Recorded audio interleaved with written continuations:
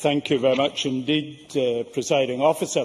I joined this Parliament after a by-election on the 14th of June 2001. There are 5 other colleagues in the Parliament here this afternoon who were there on that particular day. You will therefore recall that immediately after being sworn in, I was thrown in at the deep end to the Stage 3 of the 2001 Housing Act, which was being debated that particular day. And Linda Fabiani was the first speaker in this debate that I heard on that day in 2001. It was extremely confusing, it was long, it was in a cramped chamber up the road, which got very sweaty on a really warm summer day. So it's appropriate to return to the subject of housing again. For my part, I have the Christian name Stewart. Stewart is, of course, the family name that comes from many of my ancestors who were travellers, who were not, of course, people who were homeless, but moved with their home around Scotland, although a number of my rather distant ancestors were from time to time homeless. I was brought up in relatively comfortable circumstances in a large house with a large garden. But homelessness wasn't that far away from us. We used to have a gentleman of the road, whose surname was Stewart, who used to stay with us in the bottom of the garden for a month each year and used to get soup from the kitchen. He, I suspect, was homeless to some extent through choice. Perhaps he was reconciled to his circumstances. But in today's modern society, in particular in urban areas, being homeless is not anything like a cushy number. We also have to think about the consequences sometimes of legislation. Another time which in my personal circumstances homelessness touched upon us was a consequence of the 1962 Licensing Scotland Act, which changed the rules for hotels' licence on Sundays. Up to that point, they could only sell drink on a Sunday if there were people resident in the hotel. In consequence, they actually had hugely discounted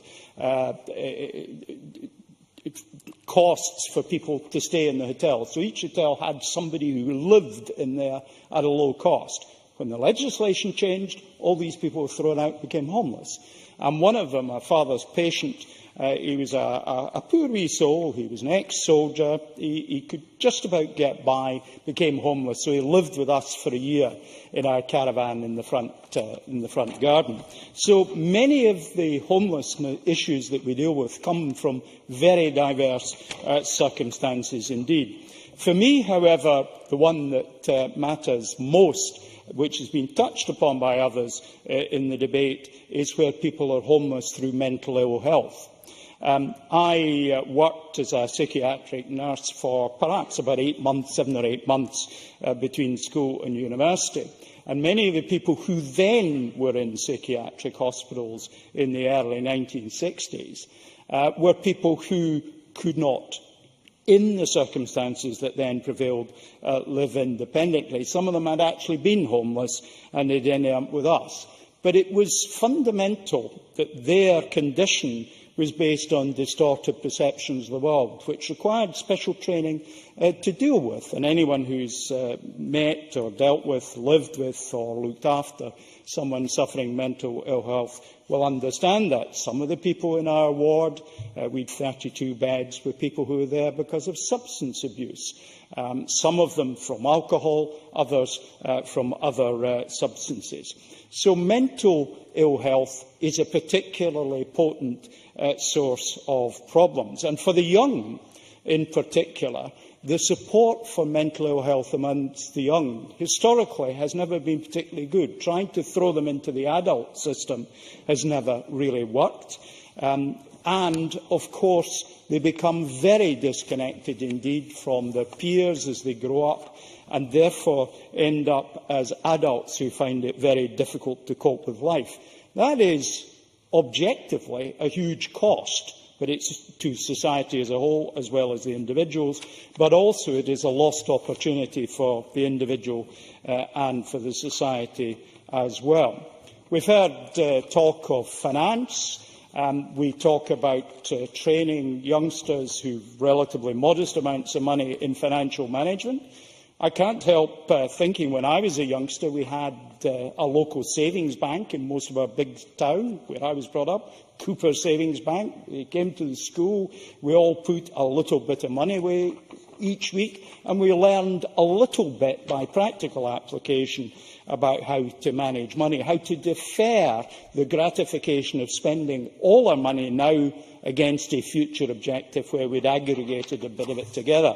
One of the great disgraces that the Tories, I think, were the ones who were responsible for was, of course, the selling off the TSB and turning it into just an ordinary bank with much less of a social attitude and social conscience that it had before. Not every kid is lucky enough to have a George Adam bank of dad.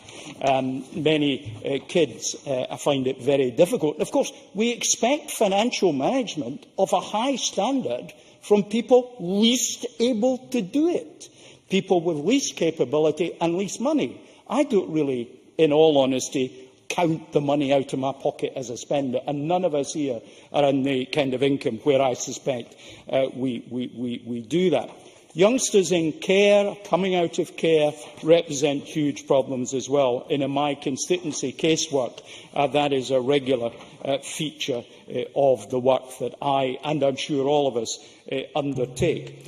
This is an issue of huge importance that the committee has treated in a serious and useful way, but many of the reasons for homelessness are not necessarily based on rational failings.